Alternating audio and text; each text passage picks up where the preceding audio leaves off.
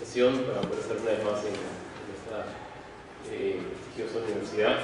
En realidad, mi currículum está todo actualizado, o sea, hay muchas cosas que ya son del pasado, pero de todas maneras me he hecho recordar anteriormente. Bien, entiendo que el día de hoy la idea es un poco compartir las experiencias en relación con el arbitraje y dentro del marco de lo que entiendo es un curso vinculado a lo que es el derecho corporativo, ¿no? Entonces, si esa es la idea. Muy bien. Entonces, bueno, como resulta evidente, en un poco más de una hora y media va a ser muy difícil agotar todo lo que es el arbitraje y la ley de arbitraje, pero sí me interesaría compartir con ustedes algunas ideas y sobre todo algunos rasgos fundamentales de lo que es la ley de arbitraje, ¿no? Y cómo se ha venido desarrollando esta en los últimos, ya no diría años, sino en las últimas décadas, porque ya creo que tenemos casi 20 años de un arbitraje que es bastante sólido en el Perú. A ver, vayamos un poquito hacia atrás, un poco para colocarnos dentro del marco de lo que estamos viendo esta tarde. Nosotros estamos analizando un tema de derecho corporativo. La verdad que yo nunca he entendido muy bien, discúlpeme, qué cosa es el derecho corporativo, ¿no? Creo que es al final una suma de varias ramas del derecho que están vinculadas quizás a la actividad empresarial, ¿no? Creo que es una traducción del corporate law del sistema anglosajón que no es muy feliz, pero en todo caso suena bonito. Derecho corporativo suena pues chino, ¿no? Pero en fin. Y cuando hablamos de derecho corporativo, derecho de la empresa, lo primero que se nos viene a la mente es evidentemente la actividad empresarial, ¿no es cierto? O sea, la actividad de una persona que quiere invertir su dinero en nuestro país, sea peruano o sea un extranjero, con la finalidad pues, de hacer un negocio importante. Entonces, ¿qué cosa es lo que ocurre cuando, por lo menos en mi experiencia, sea un peruano o sea un extranjero, pero un empresario decide invertir? Lo que le va a interesar es básicamente cómo es que ese negocio que va a desarrollar, evidentemente siempre dentro del marco de la ley y de la costumbre, ¿no es cierto? Es un negocio que se ajuste a lo que la ley y la ética señalan. Lo que esa persona va a querer es el mayor retorno posible respecto de su inversión, ¿no? Porque básicamente un empresario, creo que como casi todos los seres humanos, si lo somos todos, somos maximizadores de beneficios. Entonces, la persona lo que hace cuando llega al país o quiere llegar al país, busca una serie de asesores y entre ellos busca a los abogados, ¿no? Y empieza a hacer el análisis que haría en cualquier medio, en el Perú, en el Chile, en Colombia, ¿dónde fue? Bueno, ¿qué va a hacer que cuando yo invierta $1 o €1 o un sol, ¿no? yo tenga el máximo retorno posible? Y empiezan las preguntas de rigor. ¿Cuál es el régimen tributario del Perú?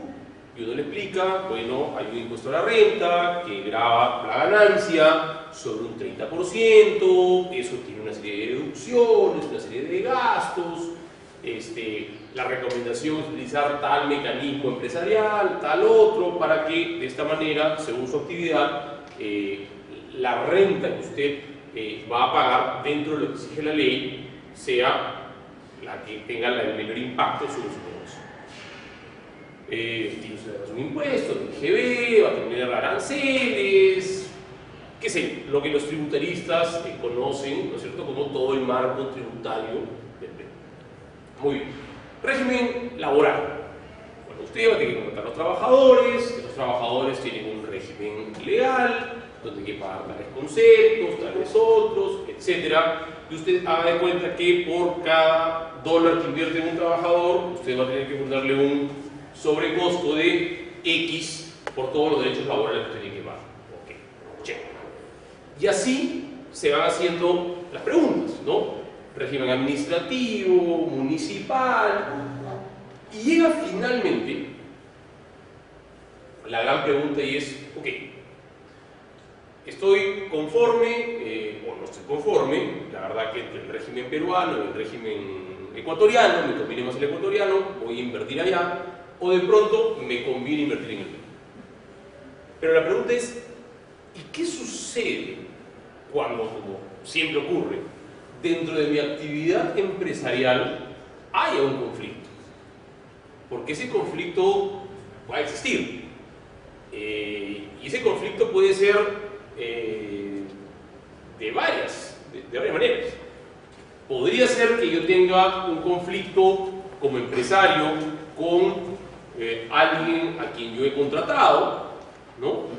Quizás, qué sé yo, alguien que me presta un contrato de locación de servicios, quizás alguien a quien yo le arriendo un inmueble, o de pronto, inclusive podría ser que yo tenga un conflicto intersocietario, es decir, yo como empresario, como accionista, termine teniendo un problema con mi socio, ¿no? Y así, o sea, la actividad humana de por sí responde casi siempre a un conflicto de intereses. Y en ese conflicto de intereses, en algún momento va a haber un problema, y ese problema se va a tener que solucionar. Entonces, la pregunta que se hace es, bueno, y cuando yo tenga estos problemas, ¿cómo los voy a solucionar? Porque claro, dentro del esquema de un empresario, en su análisis costo-beneficio, donde él analiza tema tributario, tema laboral, tema administrativo, permisos, autorizaciones, etc., él tiene que tener un costo, y es ¿cuál es el impacto que tiene para mí resolver un conflicto? ¿Correcto? Porque pelearme con alguien cuesta. Cuesta en abogados y también cuesta en coste de oportunidad, ¿no? O sea, mientras que yo me peleo con alguien, mientras que yo resuelvo un conflicto de intereses con alguien, yo tengo que ir definitivamente asignando recursos que obviamente no puedo colocar en otro lado, ¿sí? Por ejemplo, quienes estamos en la práctica de los arbitrajes lo sabemos muy bien. Cuando yo tengo un arbitraje donde hay un tema técnico de por medio muy complicado, y eso se ve claramente, por ejemplo, en empresas de construcción, yo tengo que destinar gran parte de mi personal que debería estar dedicado a hacer planos y a construir y a supervisar obras. ¿A qué?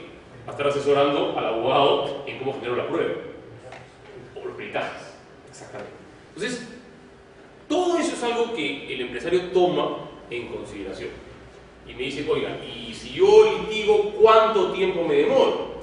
Además, ¿es predictible la autoridad que va a resolver el conflicto?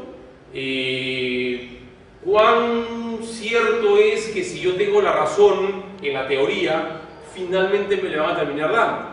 Todo eso se analiza, porque, claro, si yo tengo la claridad de que en un país la jurisprudencia, si quieren llamarlo ustedes, es difícil hablar de jurisprudencia en el Perú en el sentido de que sea vinculante, ¿no? O sea, eso es lo podemos pensar más para sistemas anglosajones, no en el nuestro, pero por lo menos que hay una predictibilidad en los casos. Esa predictibilidad evidentemente reduce la posibilidad de conflictos. Pongo un ejemplo. Si el día de mañana viene un cliente y me busca, ¿no? Me dice, señor abogado, yo quiero que analice este caso y me diga cuáles son mis posibilidades de éxito o de fracaso en este caso. Y vamos a exagerar la figura, ¿ya? Yo le digo, ¿sabe qué, señor? Usted en realidad tiene 0% de posibilidades de ganar este caso. Claro, adelante. En su caso, está muerto, no hay nada que hacer. Y esa persona sabe que finalmente eso que yo le digo se va a cumplir en la práctica, o sea que en realidad nunca va a poder ganar el caso. El incentivo que tiene, ¿cuál es? Evidentemente ir a buscar rápidamente una transacción, ¿no es cierto? ¿Por qué? Porque sabe que el caso no lo va a ganar. Y si además yo tengo un sistema de administración de justicia que es muy rápido, sabe que ni siquiera va a poder utilizar a su favor el tiempo como coste de oportunidad. Porque, claro, si yo sé que tengo 0% de posibilidad de ganar un caso, pero que la autoridad judicial le va a dar la razón a mi contraparte dentro de 10 años, yo puedo jugar con un coste de oportunidad.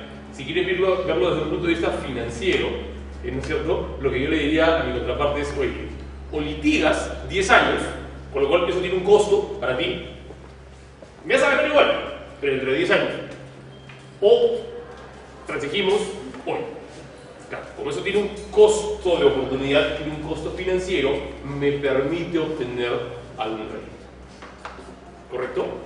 Entonces, en un mundo ideal, que yo sé que no existe, pero en un mundo ideal, un mecanismo de administración de justicia 100% predictible e inmediato, lo que genera automáticamente, ¿qué cosa es? Es que casi no hay conflictos. El problema se da cuando el sistema no es predictible, y peor aún cuando el sistema se dilata en el tiempo.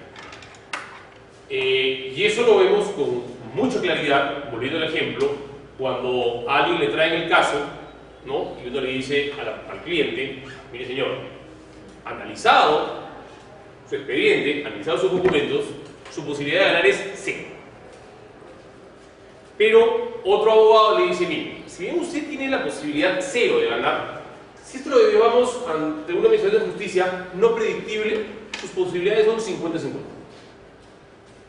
Dice que de repente usted no tiene la razón, ¿no? Teóricamente, por ahí un sistema judicial no predictible puede hacer que o tenga la razón o de repente la tenga a medias. Eso automáticamente, ¿qué cosa genera? Un incentivo para decir, entre 0% de posibilidades y 50% de posibilidades, mejor la apuesta. ¿No es cierto? Lo peor que le pasará, ¿qué cosa es? Es que vuelva al 0. ¿Sí? Peor no puedo estar. Y si además eso se dilata en el tiempo, más incentivos todavía para litigar. La figura inversa se da ¿con quién? Con quien tiene la razón. Y viene y te dice, señor abogado, quiero que analice mi caso, y yo le digo, bueno, usted tiene 99.9% de posibilidad de ganar este caso. ¿Correcto? Entonces, me voy al litigio. Si usted se va al litigio, teóricamente tiene 99.9%.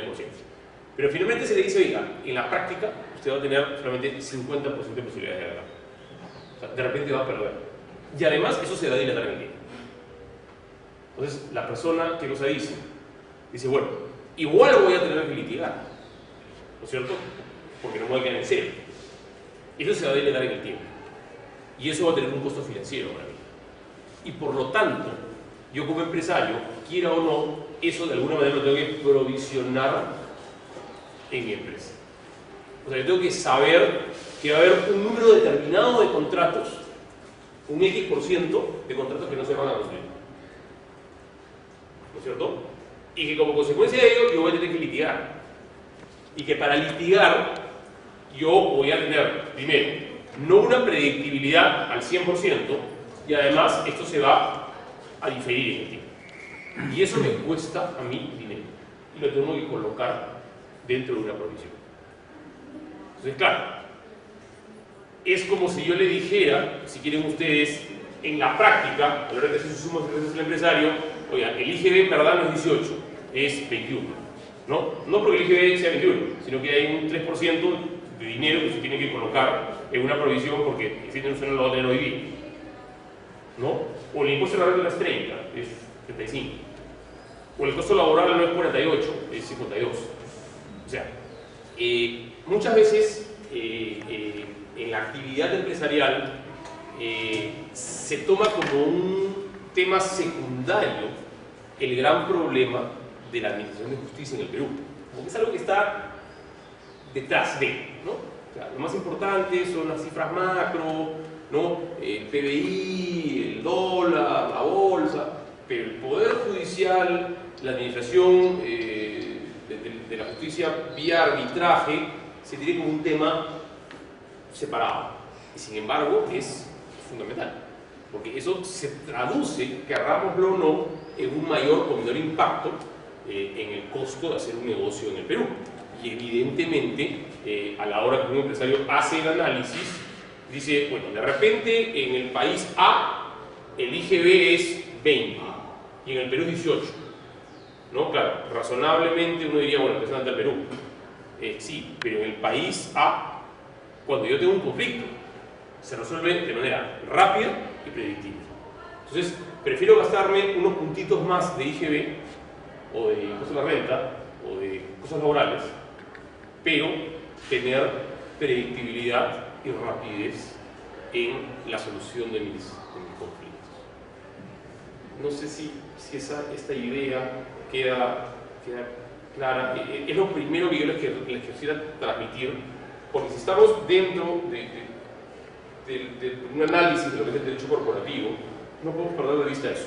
Yo creo que esto que acabo de mencionar va a enganchar con el tema del arbitraje y la importancia que esto tiene, ¿no? Entonces, no sé si hasta aquí está claro o hay algo que de repente no hemos explicado bien, hay una pregunta.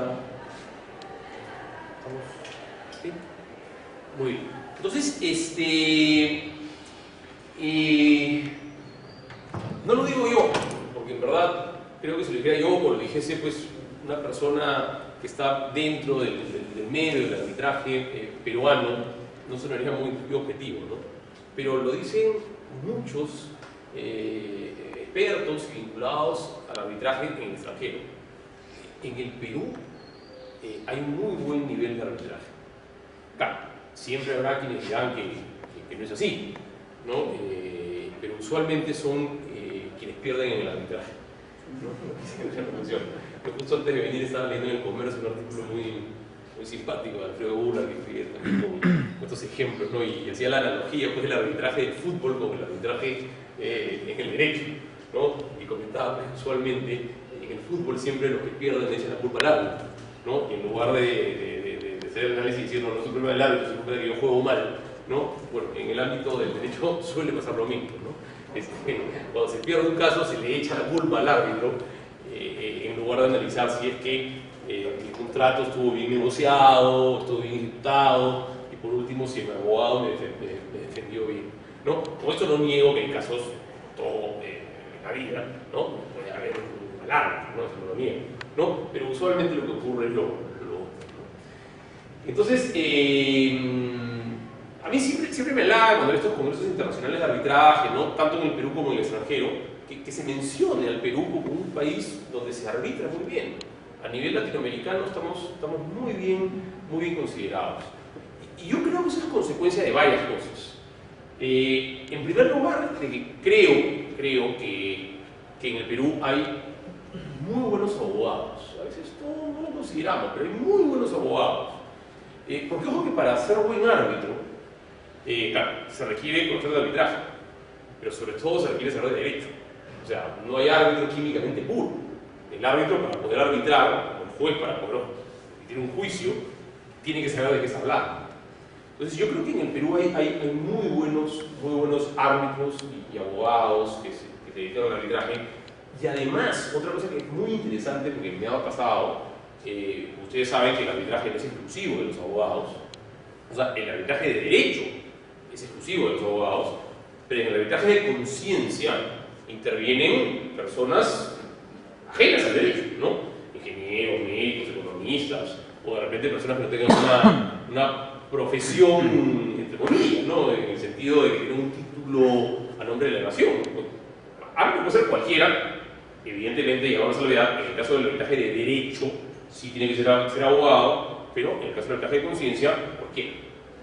Y en general, por eso hacían la salvedad, los árbitros, sean o no abogados en el Perú, usualmente arbitran muy bien. Otro aspecto que es bien importante para el desarrollo del arbitraje en el Perú, y aquí yo quiero hacer la mención porque es importante reconocerlo pese a que no se suele hacer, es el Poder Judicial. Claro, alguien me dirá, pero ¿qué tiene que ver el Poder Judicial en el arbitraje? Justamente el arbitraje es la alternativa al Poder Judicial. Bueno, hay que verlo con cuidado, porque como veremos en en un momento, los laudos son pasibles de ser discutidos, no en el fondo, pero sí en tema de forma, vía la anulación del laudo. ¿Correcto? Y no necesariamente el laudo, inclusive algunas resoluciones puntuales distintas al laudo, como puede ser el caso, por ejemplo, de resoluciones que resuelven excepciones. Y ahí, pese a que en algunos momentos ha habido algunas controversias, por llamarlo de alguna manera, entre, digamos, el mundo del arbitraje y el mundo del Poder Judicial, pese a que eso ha ocurrido en algún momento, yo creo que hoy día se aprecia con claridad que ambos funcionan muy bien. Y claro, esto se ve de manera muy palpable en el tema de las anulaciones de los laudos arbitrales, ¿no? Donde el Poder Judicial, no tengo la cifra, me sonó exagerado, pero el otro día me lo mencionaron, anula el 1 por 1000 de los laudos. Estamos hablando no del 1%, sino del 0.1% de los laudos que son anulados. Y son anulados realmente porque, como les decía en un momento, ocurre siempre en la vida, bueno, algún mal árbitro hay, ¿no es cierto? Y bueno, afecta, obviamente, ciertos derechos del debido proceso, y bueno, por eso es anulado el laudo. Y eso es muy importante, ¿por qué? Porque le da predictibilidad al sistema. O sea, ¿de qué me sirve un sistema de arbitraje donde la mitad de los laudos van a anulación y de esa mitad el 50% se anulan? Eso significa que de cada 10 laudos o de cada 100 laudos, para usar la cifra precisa, 25 terminan anulados. Es una novedad. El incentivo claro, ¿cuál va a ser? Señor, una vez que usted tenga el laudo, búsquele los 5 pies al gato que se ha perdido, ¿no? Y vaya a anulación. Total, de los 50 que van, la mitad se anula. Y lo que va a pasar ahí, ¿qué cosa es? Que el incentivo perverso lo que va a generar es que cada vez más y más gente anule, hasta que al final un buen día ustedes van a tener no el 50% de los laudos donde se solicita anulación, sino el 100%. Con lo cual, nuevamente, la predictibilidad y la rapidez del sistema queda sin efecto. Entonces, como les decía, yo creo que aquí, sobre todo la sala comercial de Lima, está teniendo una actitud muy importante en este sentido. Creo que es una de las grandes explicaciones de por qué el arbitraje comercial funciona, y también a nivel del TC, ¿no? Donde en algunos casos, vía los amparos, llegan algunos cuestionamientos a los laudos, y el TC también está teniendo, salvo algunos casos de excepción, pero en su mayoría está teniendo decisiones bastante importantes. Entonces, yo creo que aquí se ha dado una suerte de sinergia, ¿no? Entre los abogados que nos dedicamos al arbitraje, quienes no siendo abogados también forman parte del arbitraje, y tanto el Poder Judicial como el TC. Pero obviamente, más allá de los aspectos personales, ¿no? Objetivos, ¿no? Las personas que estamos de alguna u otra manera vinculadas al arbitraje, también hay un elemento objetivo, que es la herramienta con la que trabajamos, y que es esta ley de arbitraje, ¿no? Que es la ley que está vigente desde el año 2008, y que un poco termina siendo el resultado de un proceso que arrancó en el año 1996. O sea, llegamos a tener casi 20 años, ¿no? Hasta antes del año 96, el arbitraje era casi un capítulo del antiguo Código de Procedimientos Civiles, ¿no? En realidad era un proceso que no respondía a la lógica del arbitraje moderno. Es en el año 96 cuando se promulga la primera ley de arbitraje, digamos, independiente, y luego tuvo algunas modificaciones hasta que llegamos a esta ley del año, el decreto legislativo, en realidad el 1071 del año 2008, ¿no? Que ya tiene 6 años de vigencia. Parece mentira que haya pasado tanto tiempo, y que creo que recoge ciertas cuestiones fundamentales, que son lo que le da la fortaleza al arbitraje, ¿no? Y es de verdad una ley muy reconocida, por lo menos dentro de mi conocimiento a nivel latinoamericano, ¿no? Es una ley bastante halagada. Yo cada vez que me quiero un congreso me da mucha satisfacción, pues usualmente al Perú no se le reconocen muchas cosas, ¿no? Pero en este caso en particular, cada vez que yo estoy en un evento internacional de arbitraje, se pone como un modelo la ley peruana. Pero nuevamente, o sea, las herramientas, ustedes bien lo saben, son neutras, ¿no? O sea, un cuchillo me puede servir para asesinar a alguien como para salvar una vida, ¿no? La dinamita me puede servir para abrir una mina, pero también para matar gente. O sea, la herramienta es neutra.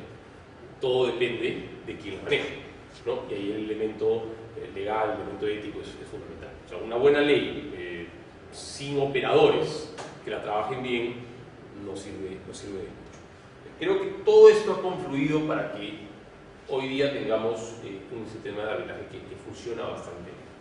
Entonces, claro, no los voy a aburrir con todo el procedimiento arbitral, que cuántos días es para la demanda y cuántos días para la excepción, porque eso lo pueden leer en la ley. En todo caso, eso podría ser materia de todo un curso que es bastante largo, ¿no? En este tiempo que me queda, no sé que la hora es complicada, porque era el almuerzo, vamos a tratar de ver las cosas más importantes de la ley y por qué es que esto a mí me parece fundamental.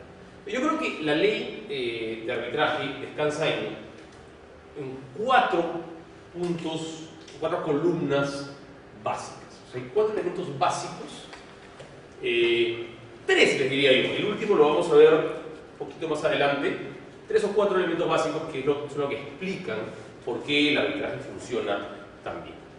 Entonces, como ustedes se van a dar cuenta, básicamente esas reglas que yo voy a utilizar, que voy a explicar ahora y que están contenidas en la ley de arbitraje, lo que hacen es cerrarle el camino al litigante que no quiere arbitrar y que se quiere escapar al Poder Judicial.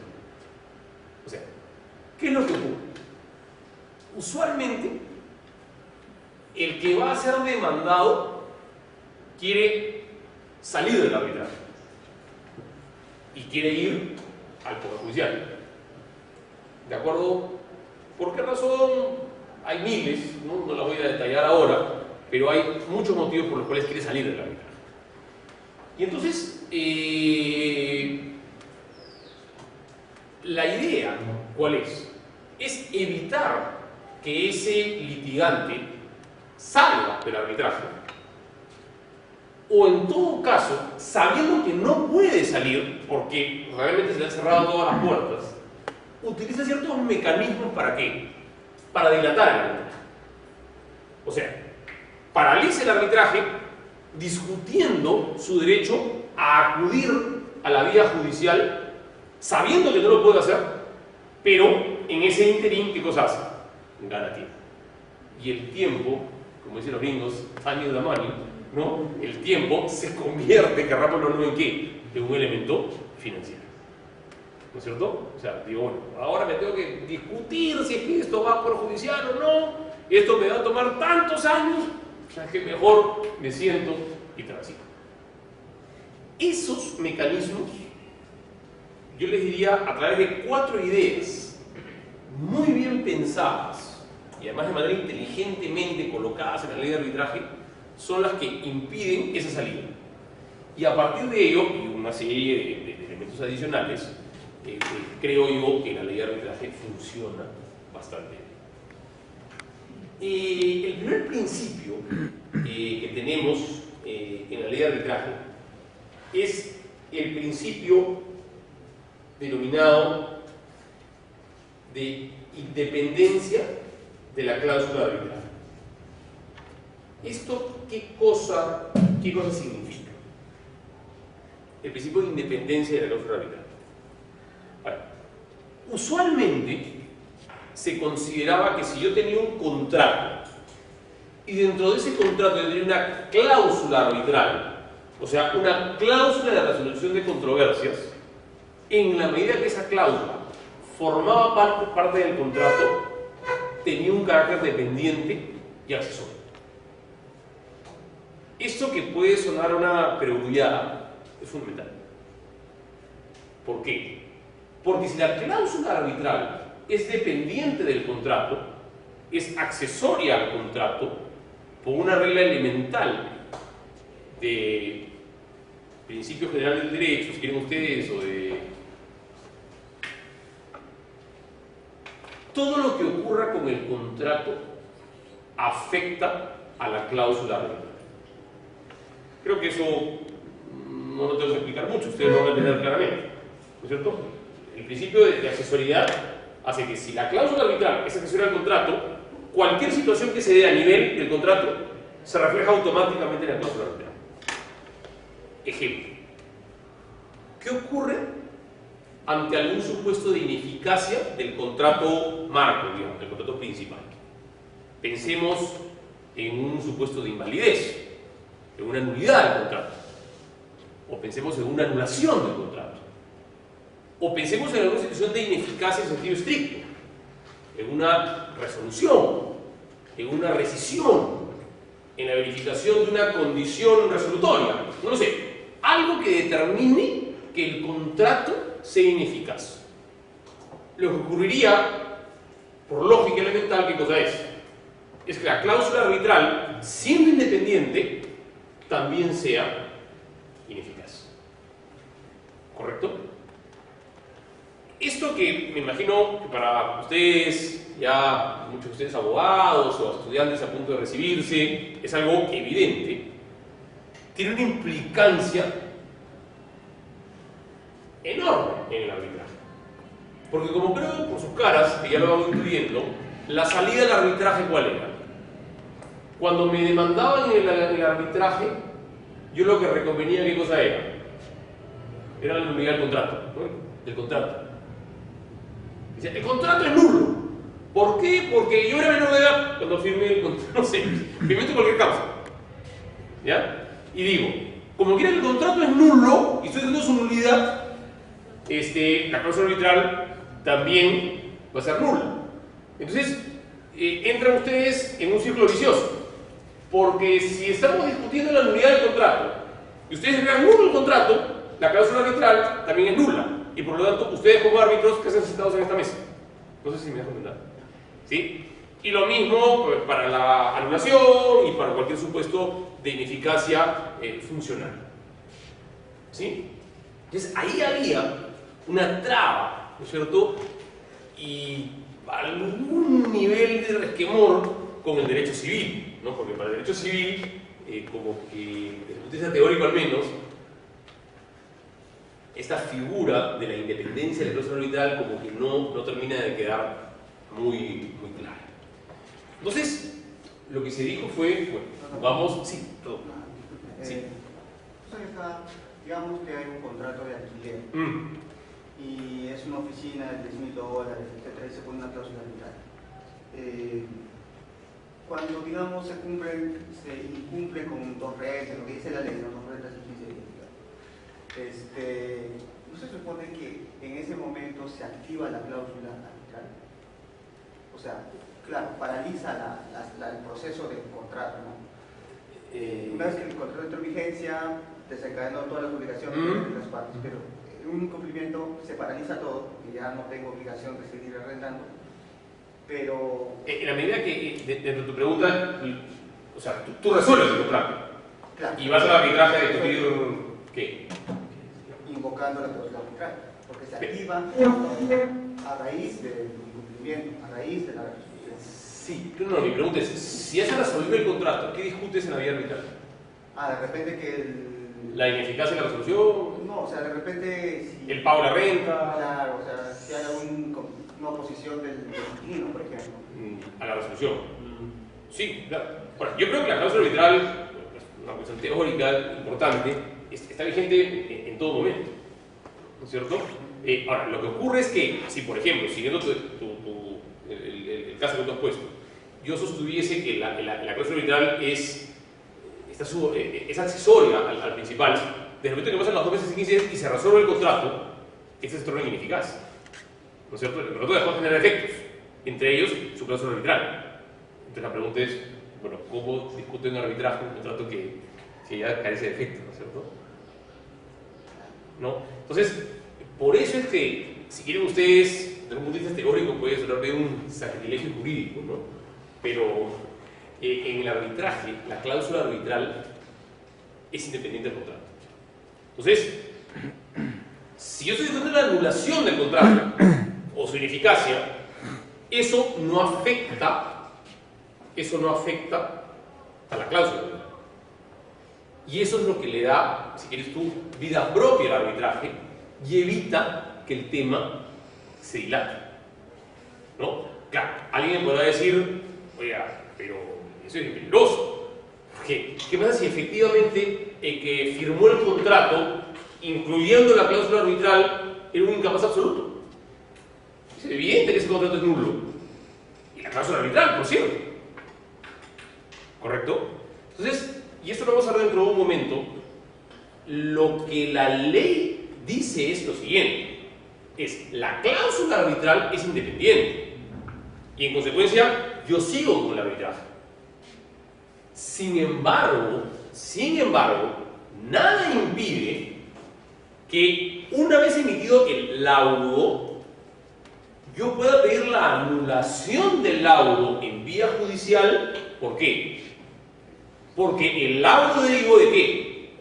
De una cláusula arbitral que era nula. Es una cosa totalmente distinta, ¿no es cierto? Pero cuando lo hago al final.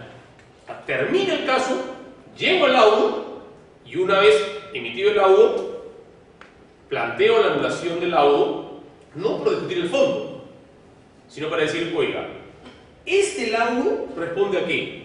A un proceso arbitral que se origina ¿en qué? En una cláusula arbitral donde hubo una nulidad, ¿no es cierto? Además, el mismo litigante no va a querer seguir adelante con el caso. ¿Por qué? Porque no tiene sentido.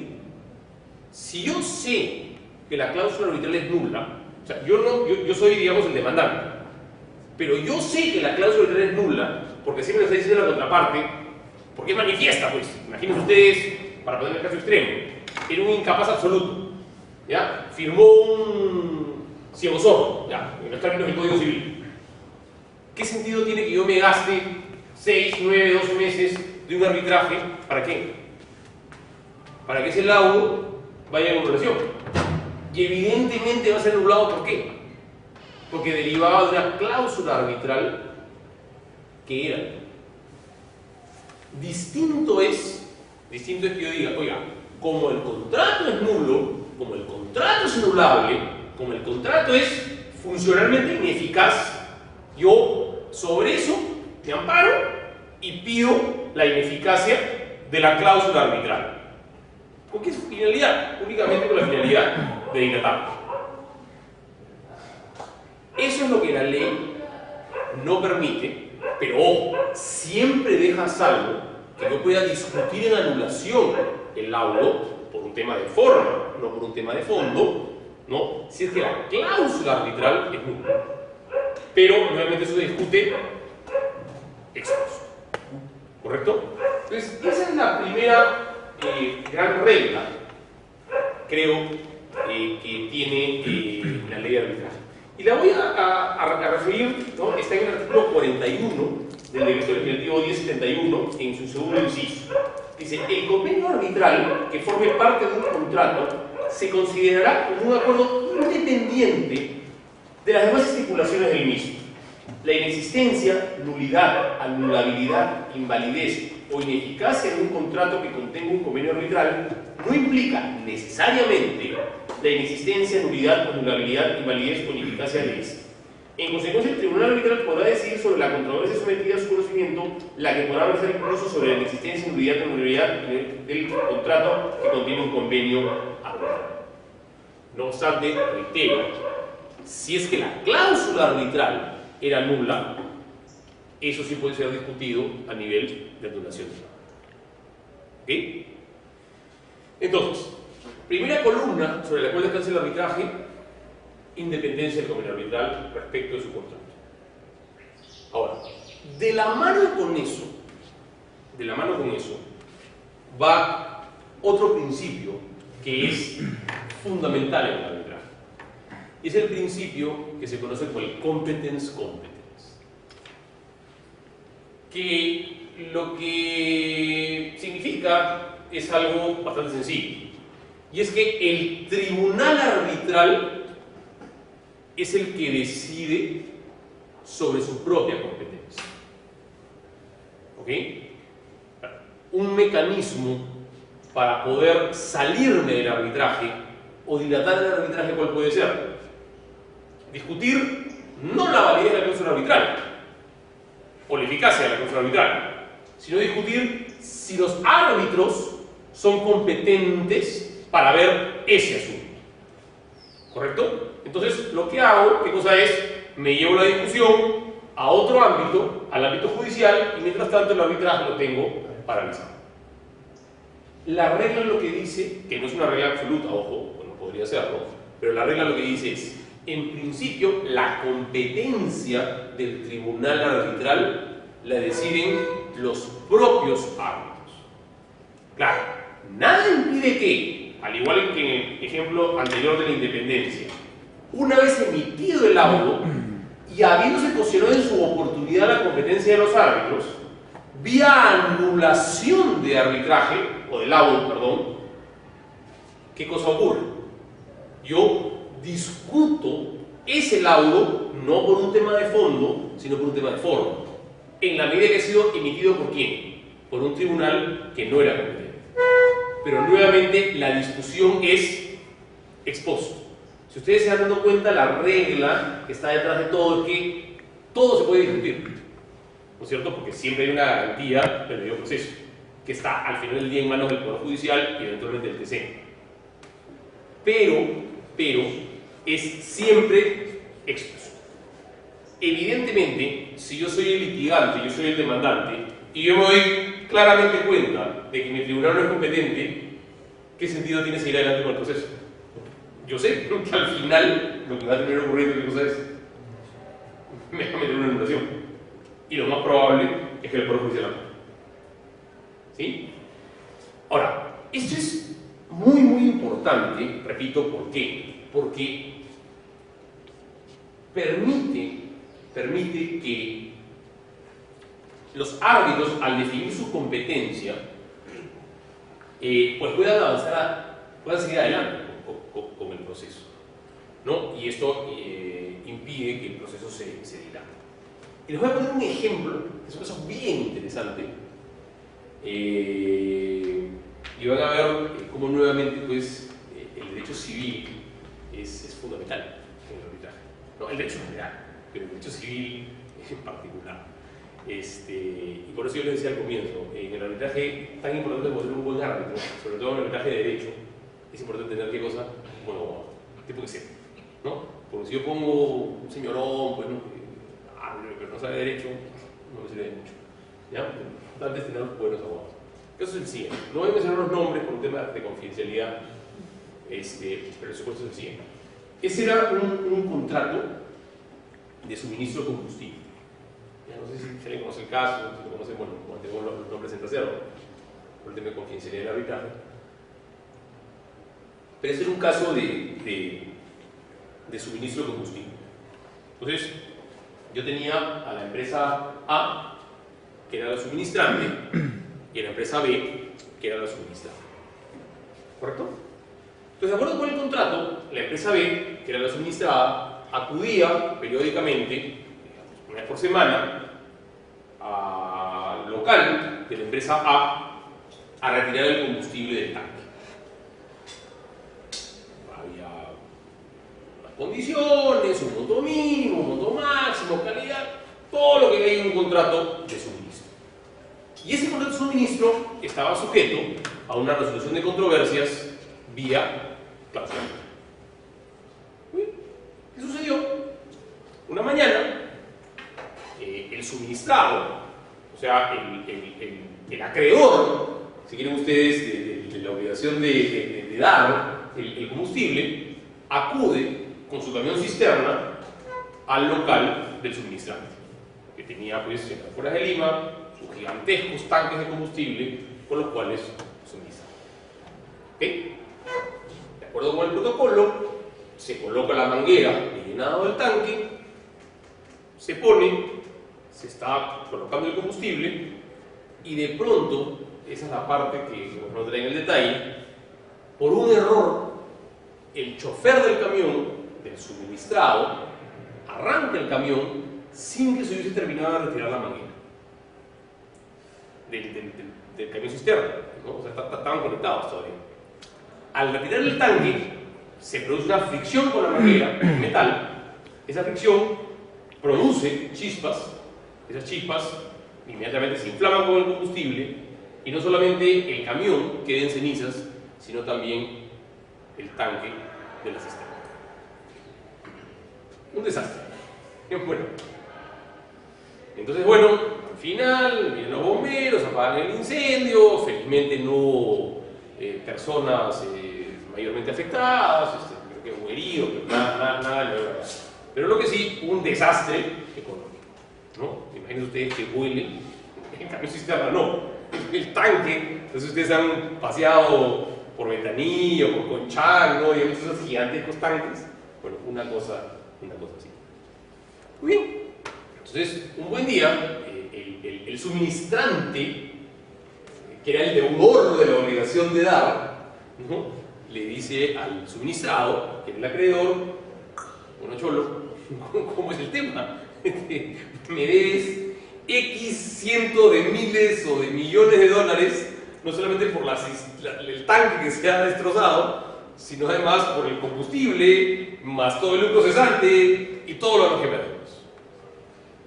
Bueno, que mira, que más aquí, que más allá. No hay un acuerdo, y de acuerdo con la cláusula arbitral, el suministrante, que, reitero, era el deudor de la obligación de dar, plantea su arbitraje ante, no sé si la Cámara de Comercio de Lima, o la Católica, o lo que fuera. Arbitraje. Llega la solicitud de arbitraje, se instala el tribunal arbitral, y lo primero que hace el demandado, en este caso el suministrado, el acreedor de la obligación de dar, ¿qué cosa es? Es cuestionar la competencia. Dice, señores árbitros, ustedes tres no son competentes para ver este caso. ¿Por qué? Porque este caso no es un caso de responsabilidad contractual. O sea, acá no se ha incumplido ninguna obligación. Mi única obligación dentro del contrato como suministrado, ¿cuál era? Era pagar periódicamente el valor del combustible. Y esa obligación mía no se ha incumplido. Es más, no se está cuestionando ese arbitraje. Es clarísimo que en este caso hay un supuesto de responsabilidad extracontractual. El contrato tiene el énfasis ¿a qué? A lo que son efectos del contrato.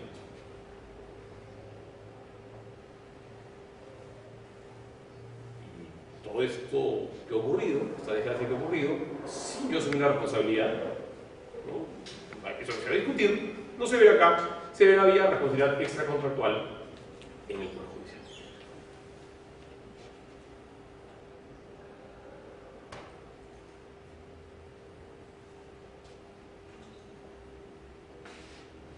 Menudo problema.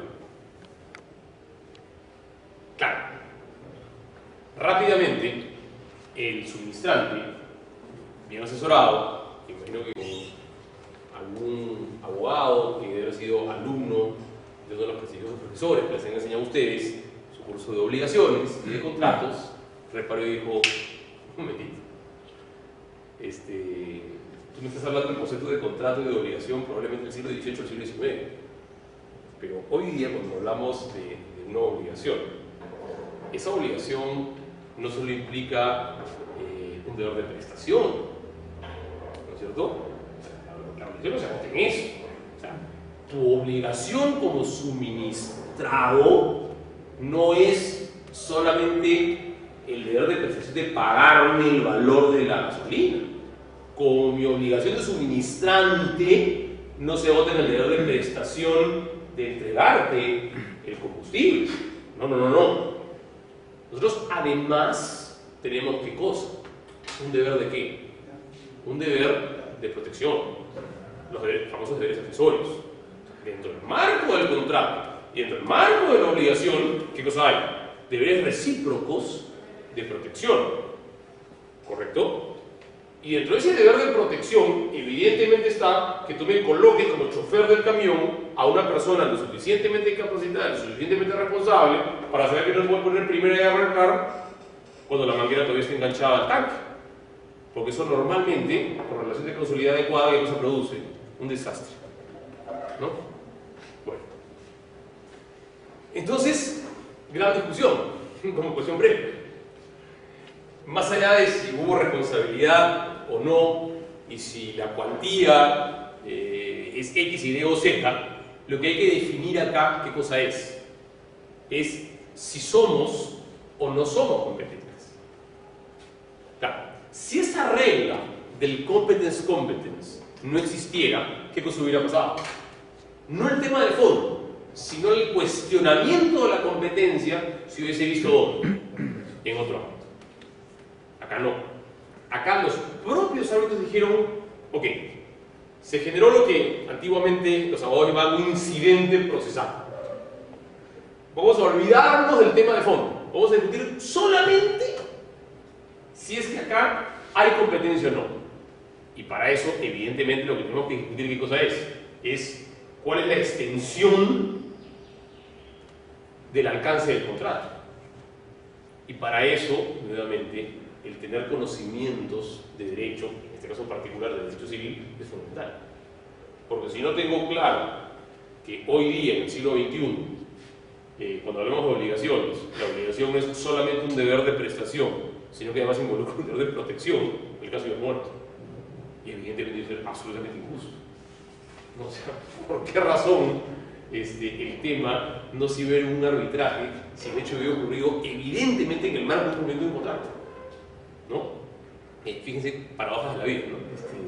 Un tema de los deberes de protección que estuvo pensado para una idea totalmente distinta, ¿no? Para solucionar problemas totalmente distintos de fines del siglo XIX en el derecho alemán y luego en el derecho italiano, terminaron solucionando un problema en el siglo XXI en el Perú, no sobre el tema de fondo, sino sobre si un tribunal arbitral era o no era competente, ¿no? Con eso es lo lindo del derecho, ¿no? Que muchas veces las creaciones jurídicas que están pensadas para un objeto, para un fin, terminan siendo aplicadas bajo la misma lógica, por la lógica es exactamente la misma, pero en un ámbito totalmente distinto.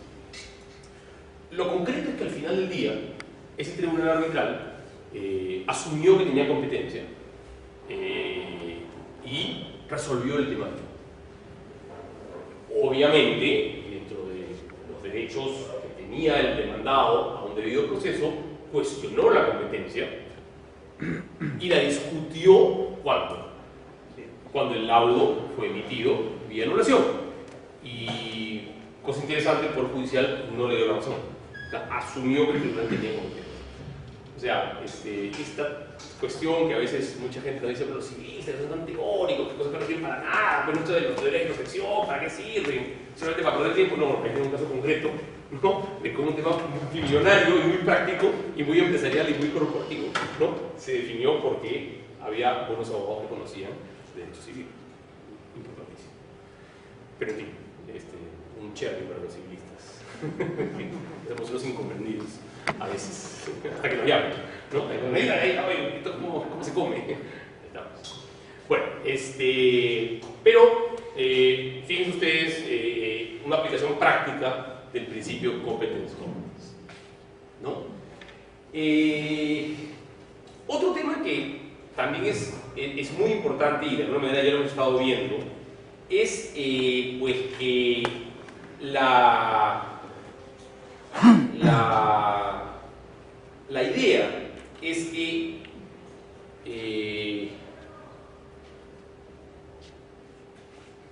yo no pueda discutir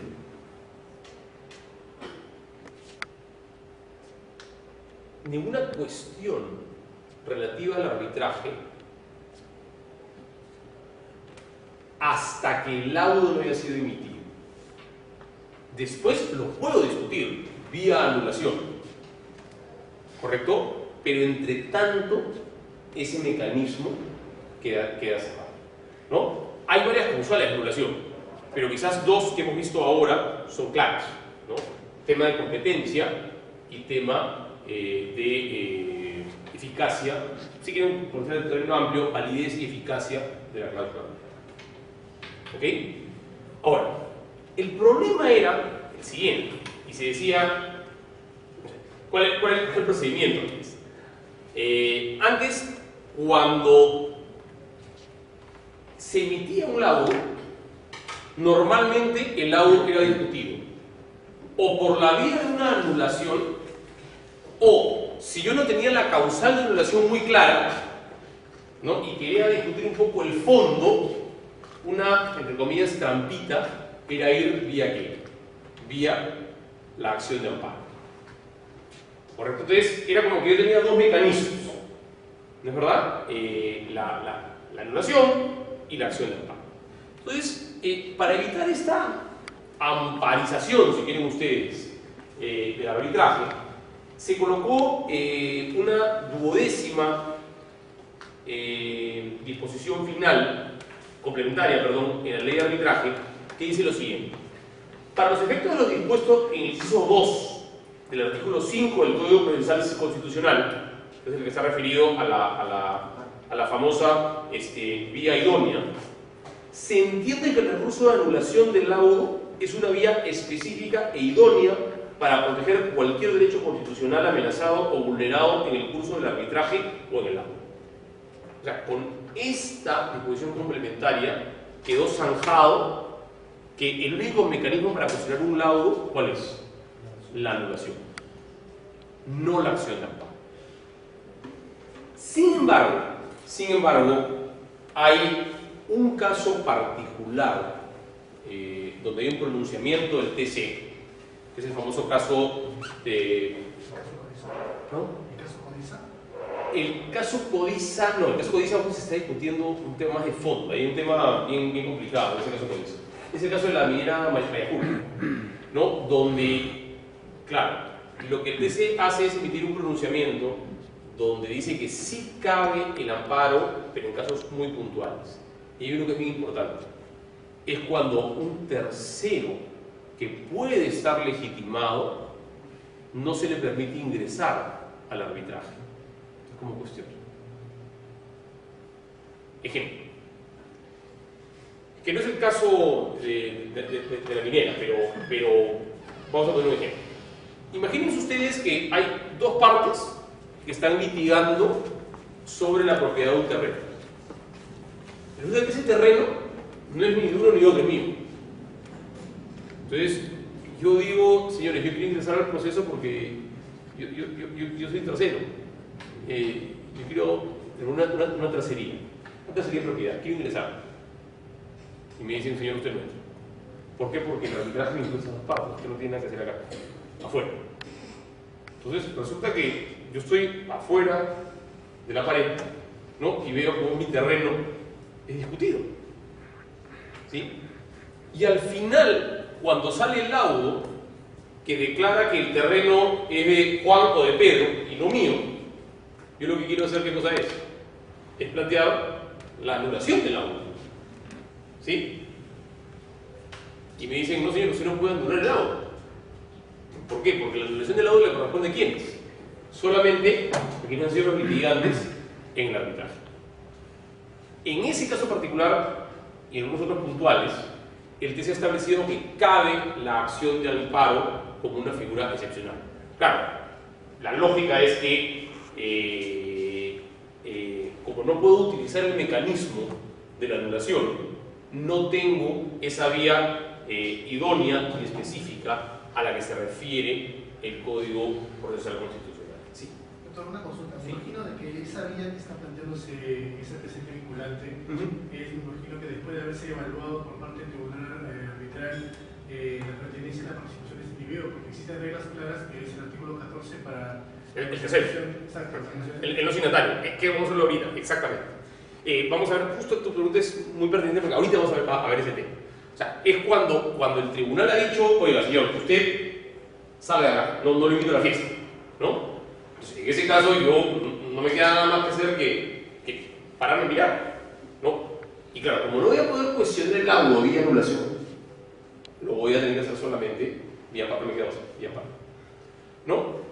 Entonces, y un poco ya para ir terminando, un último tema muy interesante que incorpora esta ley de arbitraje es precisamente lo que nuestro compañero ha mencionado, que es el de la extensión del convenio arbitral a las partes no signatarias.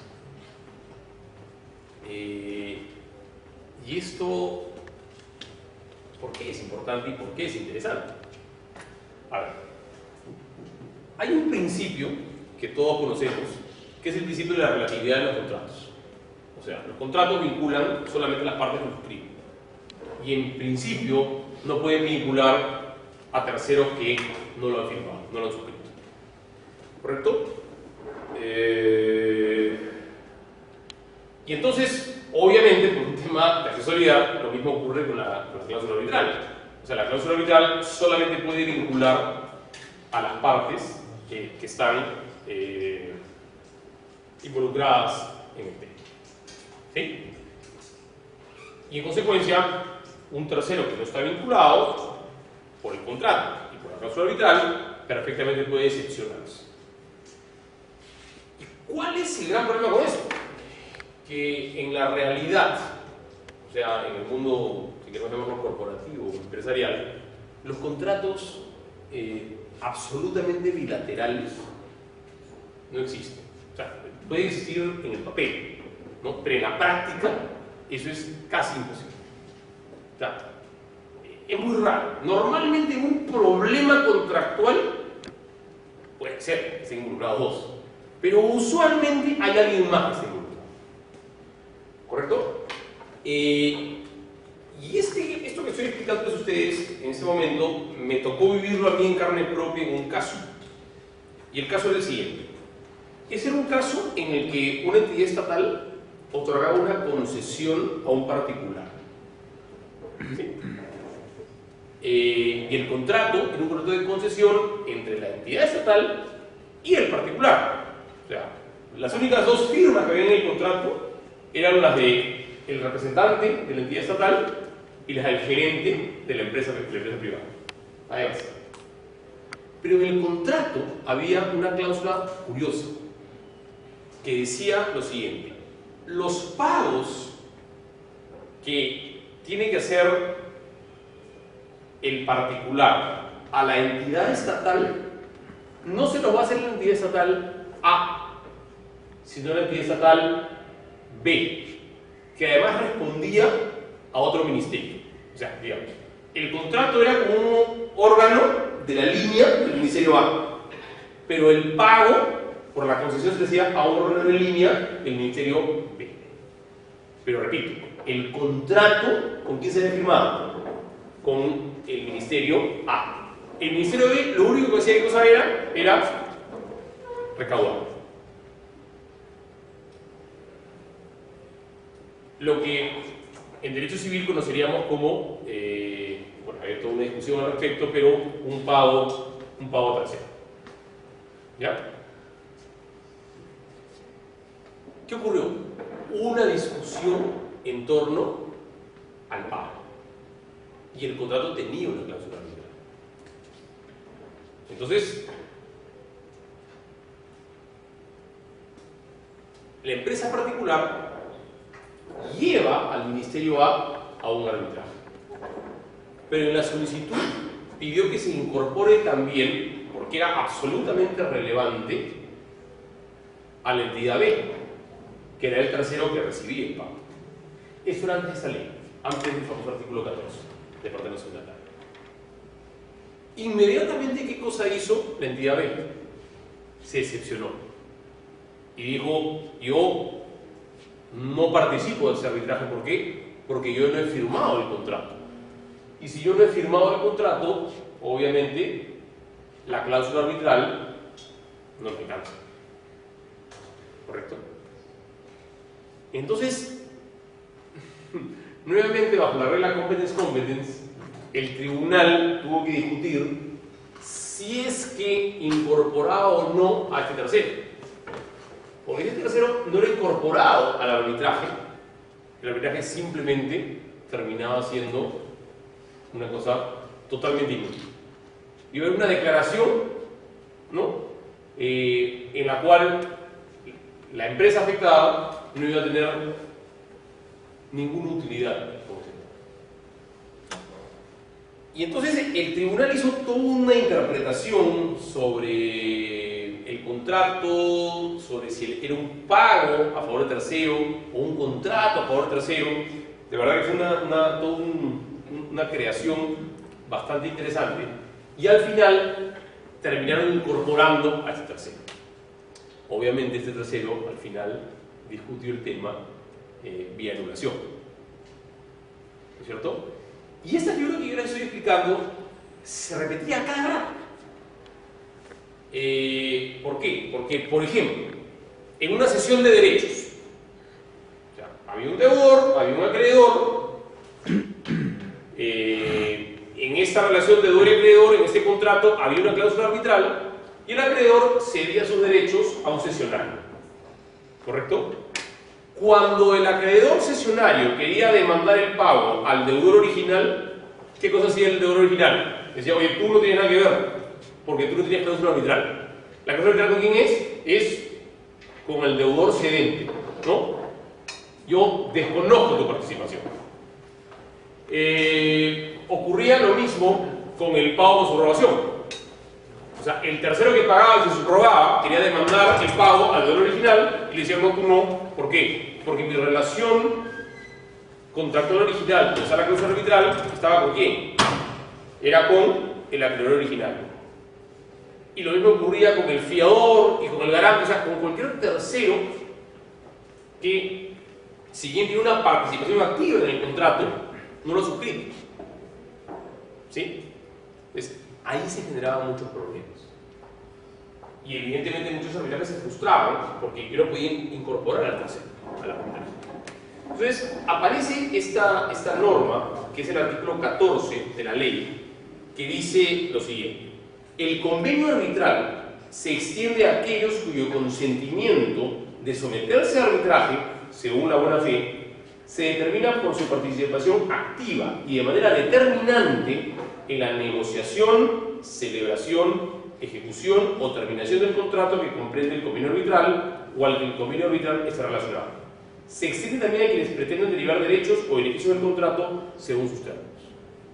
Bajo esta regla, que es una regla que hay que manejarla con mucho cuidado, ¿no es cierto?, yo puedo incorporar ¿a quién?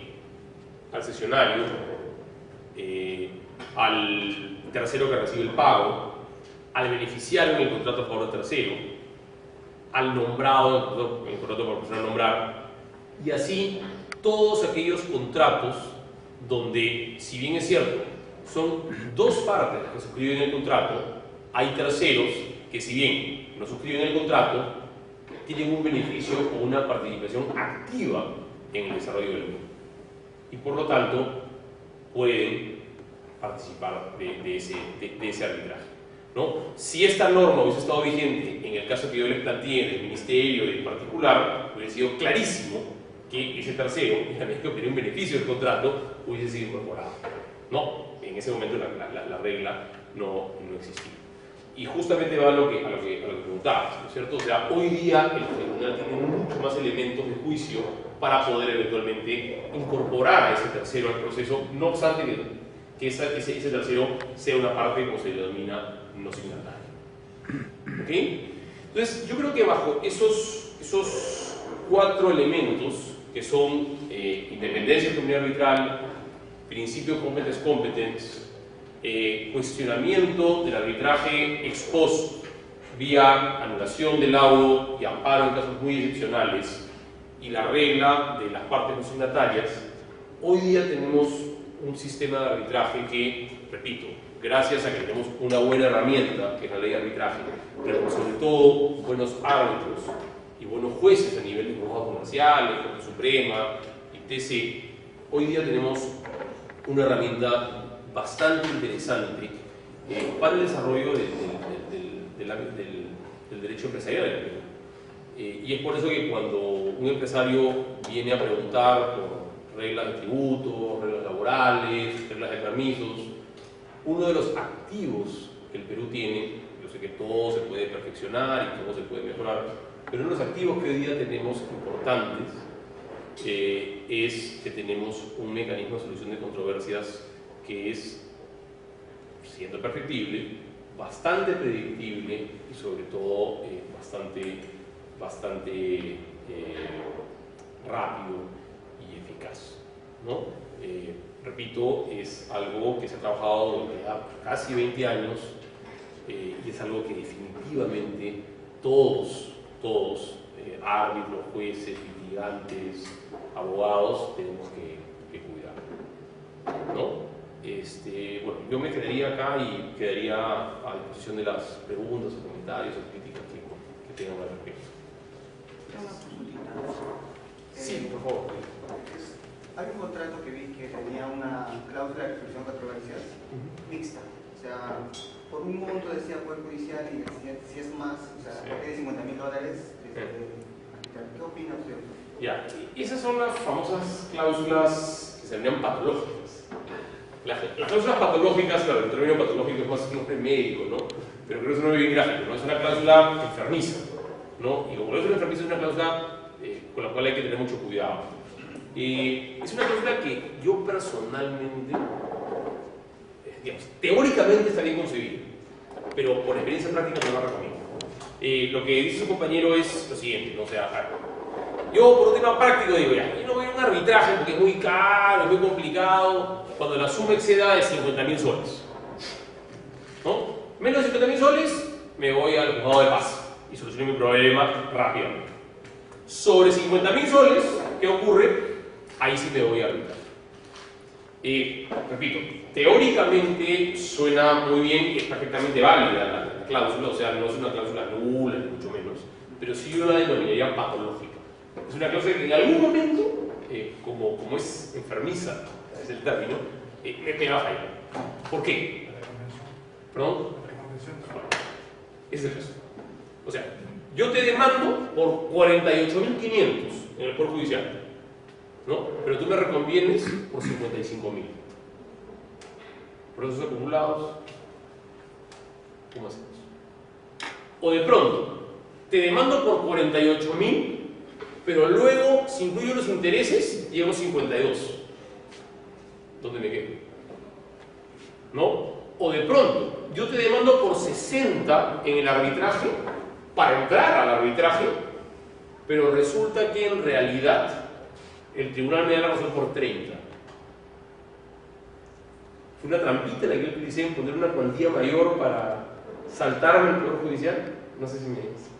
Entonces, teóricamente es una cláusula que nadie la puede discutir, es una cláusula válida y eficaz en términos jurídicos. En términos prácticos, lo más probable es que me traiga problemas.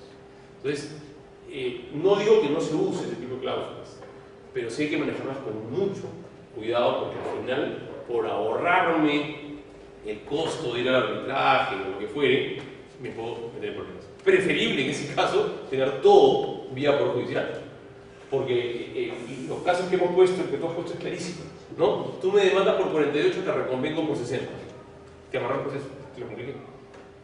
Ahora, si le mandé por 60 y resulta que el tribunal arbitral me dio razón por 30, el otro podría decir, oye, planteate una nulidad. ¿no? Claro, yo digo, por si acaso, yo acepto el arbitraje, pero ojo, en la vida tener una razón por 50 más 1. Si no, anulación. ¿No? Es complicado, por eso se le llama cláusulas patológicas. El término a mí siempre me gusta, es un término muy gráfico, ¿no? Pero sí, es algo que hay que manejar con mucho cuidado, ese tema de las cuantías. Sí. En realidad también serviría para poder explicar respecto a lo que podría ser un quinto elemento que funciona el arbitraje en el Perú por la aplicación del principio de inevitabilidad del arbitraje. En realidad, por el tema de las cláusulas patológicas, anteriormente había mucha controversia si es que se mataba de repente un reglamento que no existía o un centro arbitraje que no existía y también se frustraba el arbitraje. Exacto, eso es también un quinto elemento. Si nos hubiera sido mucho más tiempo, hubiéramos podido ampliar mucho más. Pero sí, efectivamente, o sea, antiguamente la ley tenía muchas situaciones en las que había, ¿cómo llamarles? Situaciones sin salida, ¿no? Callejones sin salida. Por ejemplo, yo establecía que el arbitraje iba a estar administrado por el Instituto XYZ, que no existe, no había arbitraje. ¿No es cierto? Hoy día, la ley de arbitraje te dice, oye, si no hay la entidad, esto lo ve la Cámara tal, o lo decide la Cámara tal, entonces te va dando una serie de... O sea, hoy día, digamos, realmente sería un poco pretencioso decirlo, ¿no? Pero es imposible, ¿no? Muy difícil que una cláusula patológica en el Perú no tenga una solución. Quizá el ejemplo que tú has puesto es uno de los pocos donde la situación puede tornarse un poco ambigua. Pero como bien mencionas, hoy día el principio de limitabilidad del arbitraje te lleva a que casi para cualquier situación la ley te busque un mecanismo. O sea, esos famosos callejones sin salida que existían antes, hoy día casi como que no se dan. Y eso, repito, es importante, ¿no? Ahora, eso no quiere decir que como hay remedio, ¿no? Yo haga cualquier cláusula arbitral, ¿no? Es una crítica muy que se hace mucho en los contratos, es que la cláusula arbitral suele llamarse la midnight clause, se llama la cláusula de la medianoche. O sea, cuando ya todo el mundo terminó de negociar el contrato y ya cerramos el contrato y están sacando la botella de champán para festejar que ya terminamos, oye, y las contrapartes dicen, pues una cláusula arbitral, ¿no? Claro, entonces se llama la cláusula de la medianoche, o sea, pone cualquier cosa y al final, al poner cualquier cosa, ocurre lo que sus compañeros están diciendo, ¿no? Que es el problema, la cláusula es insuficiente.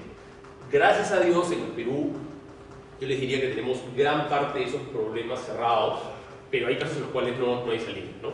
Y por eso yo creo que es bien importante una buena técnica, ¿no? Para tener una cláusula arbitral que me sirva al momento de, ¿no? Esto es como tener pues, la manguera de emergencia, ¿no? Para el incendio y a la hora de la hora no hay agua, no me sirve para nada la cláusula arbitral. Eso es lo que a veces pasa, ¿no? Y la ley sí ha tratado de ir desbloqueando esos posibles callejones de salida. Sí. ¿Qué más? ¿Alguna otra consulta? Aquí no vamos a ver, ¿no? Bueno, nada, yo en verdad les agradezco muchísimo y el esfuerzo y estar un sábado a esta hora viendo el derecho cuando hay otras cosas más interesantes, pero lo felicito por el esfuerzo. Gracias. Algún abogado que debe haber sido alumno de uno de los prestigiosos profesores que les han enseñado a ustedes su curso de obligaciones y de contratos, reparó y dijo, un momentito, tú me estás hablando del concepto de contrato y de obligación probablemente del siglo XVIII o del siglo XIX, pero hoy día cuando hablamos de una obligación, esa obligación no solo implica un deber de prestación, ¿no es cierto? O sea, la obligación no se agosta en eso. O sea, tu obligación como suministrado no es solamente el deber de prestación de pagarme el valor de la gasolina. Como mi obligación de suministrante no se agota en el deber de prestación de entregarte el combustible. No. Nosotros además tenemos ¿qué cosa? ¿Un deber de qué? Un deber de protección. Los famosos deberes accesorios. Dentro del marco del contrato y dentro del marco de la obligación, ¿qué cosa hay? Deberes recíprocos de protección. ¿Correcto? Y dentro de ese deber de protección, evidentemente está que tú me coloques como chofer del camión a una persona lo suficientemente capacitada, lo suficientemente responsable para saber que no se puede poner primero y arrancar cuando la manguera todavía está enganchada al tanque. Porque eso normalmente, por relación de causalidad adecuada, ¿qué cosa produce? Un desastre. ¿No? Bueno. Entonces, gran discusión, como cuestión breve. Más allá de si hubo responsabilidad o no, y si la cuantía es X, Y o Z, lo que hay que definir acá, ¿qué cosa es? Es si somos o no somos competentes.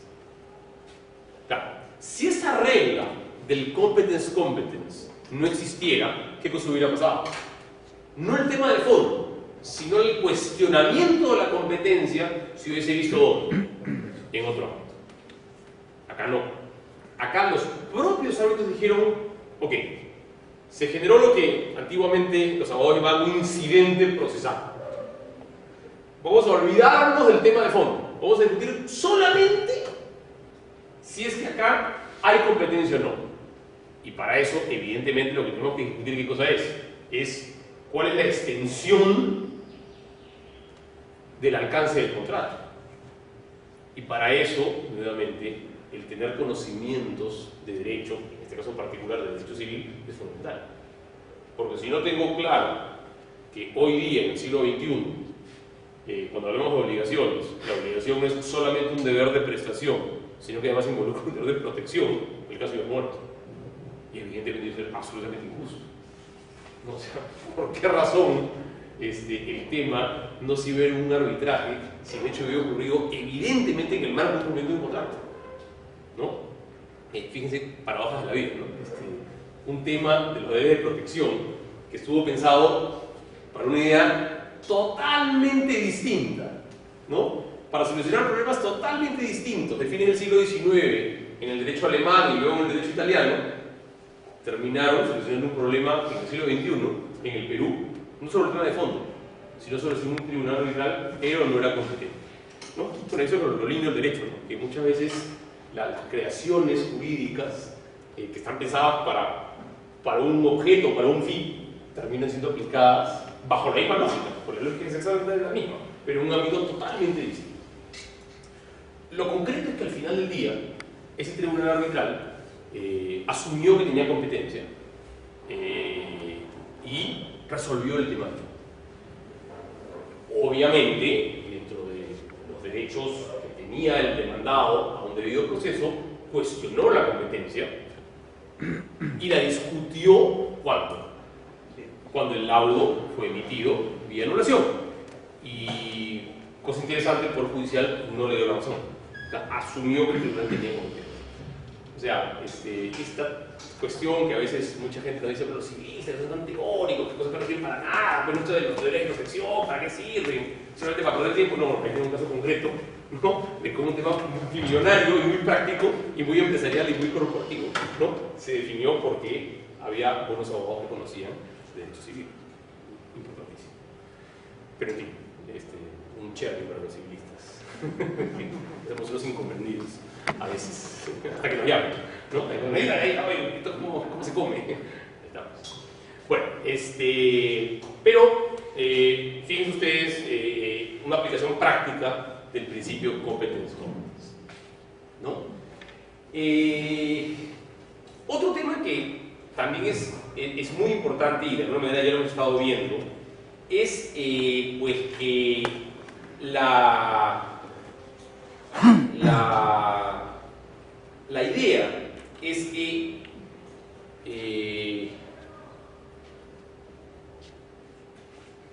yo no pueda discutir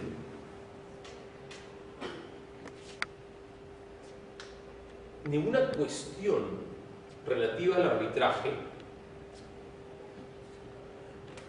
hasta que el laudo no haya sido emitido.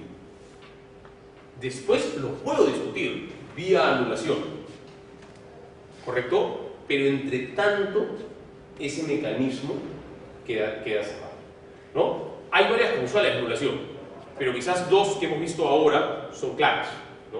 Tema de competencia y tema de eficacia, si quieren conocer el término amplio, validez y eficacia de la cláusula. ¿Ok? Ahora, el problema era el siguiente, y se decía, ¿cuál es el procedimiento? Antes, cuando se emitía un laudo, normalmente el laudo era discutido o por la vía de una anulación, o si yo no tenía la causal de anulación muy clara, ¿no? Y quería discutir un poco el fondo. Una, entre comillas, trampita era ir vía ¿qué? Vía la acción de amparo. ¿Correcto? Entonces, era como que yo tenía dos mecanismos, ¿no es verdad? La anulación y la acción de amparo. Entonces, para evitar esta amparización, si quieren ustedes, del arbitraje, se colocó una duodécima disposición final, complementaria, perdón, en la ley de arbitraje, que dice lo siguiente: para los efectos de lo dispuesto en el inciso 2 del artículo 5 del Código Procesal Constitucional, que es el que está referido a la famosa vía idónea, se entiende que el recurso de anulación del laudo es una vía específica e idónea para proteger cualquier derecho constitucional amenazado o vulnerado en el curso del arbitraje o en el laudo. O sea, con esta disposición complementaria quedó zanjado que el único mecanismo para cuestionar un laudo, ¿cuál es? La anulación, no la acción de amparo. Sin embargo, hay un caso particular donde hay un pronunciamiento del TC, que es el famoso caso de... ¿no? El caso Codiza, no, el caso Codiza pues se está discutiendo un tema más de fondo, hay un tema bien complicado, ese caso Codiza.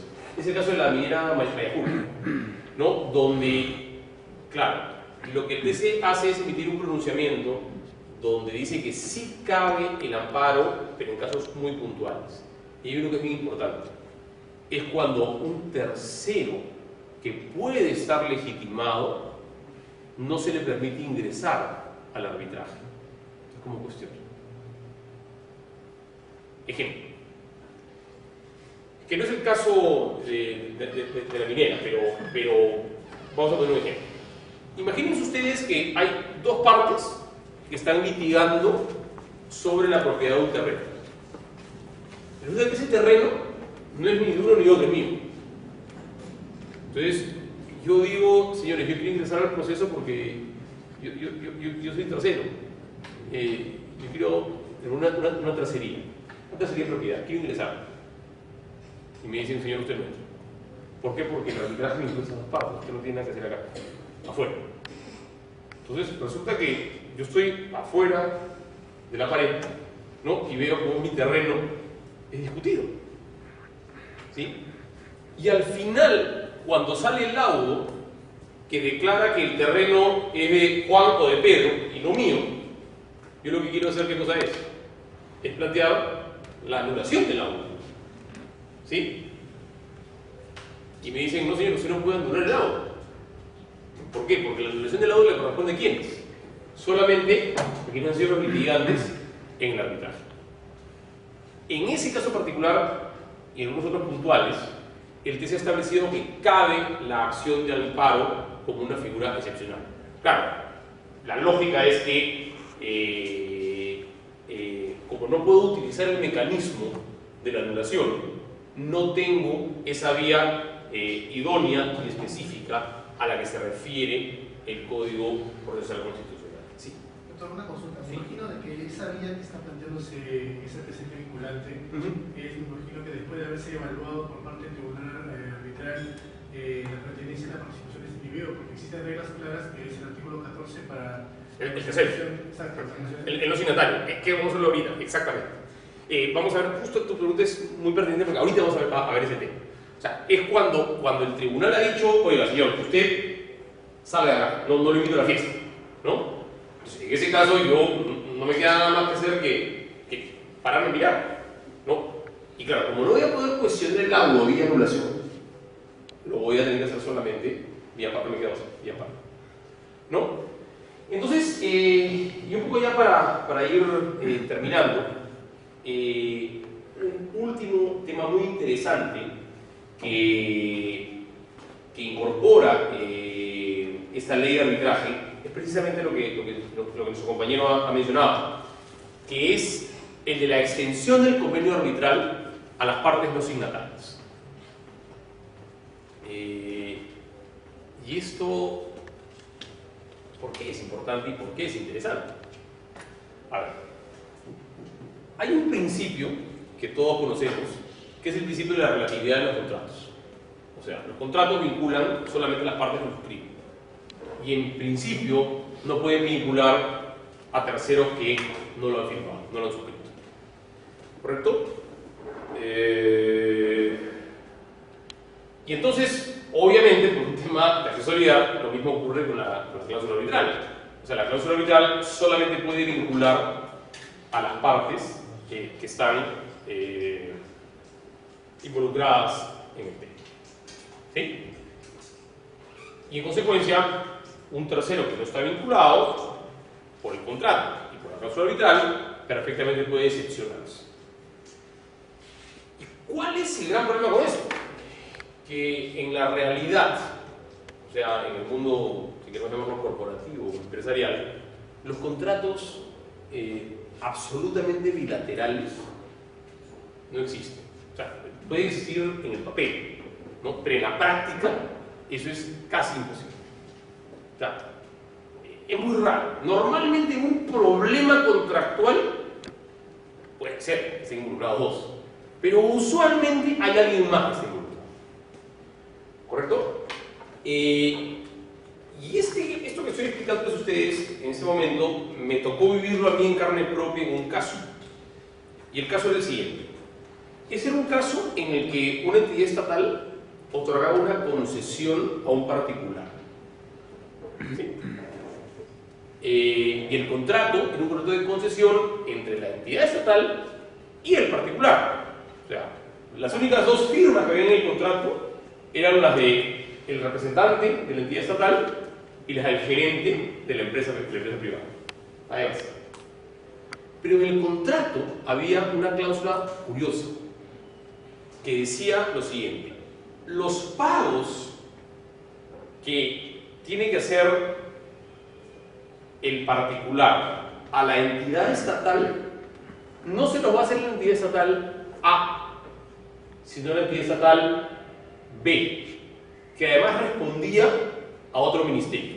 O sea, digamos, el contrato era como un órgano de la línea del ministerio A, pero el pago por la concesión se hacía a un órgano de línea del ministerio B. Pero repito, el contrato, ¿con quién se había firmado? Con el ministerio A. El ministerio B lo único que hacía que cosa era recaudar.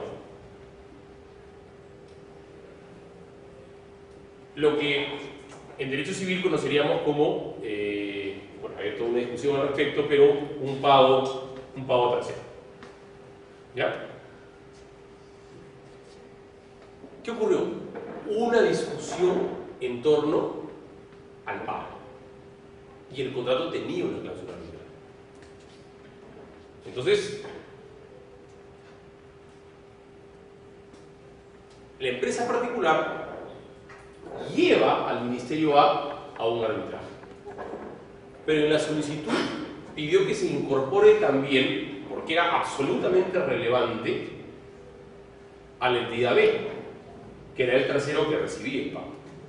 Eso era antes de esa ley, antes del famoso artículo 14 de parte nacional.